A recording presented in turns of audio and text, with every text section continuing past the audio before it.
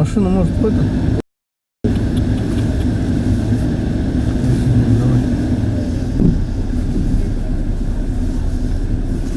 Да, ничего нет. Сейчас детей приведут. Блин.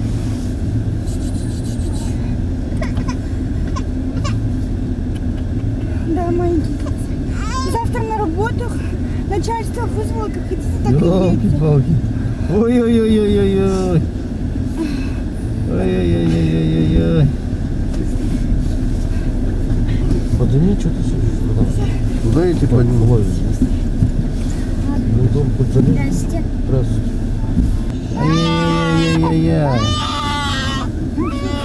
Как дела, друг? Ты дома?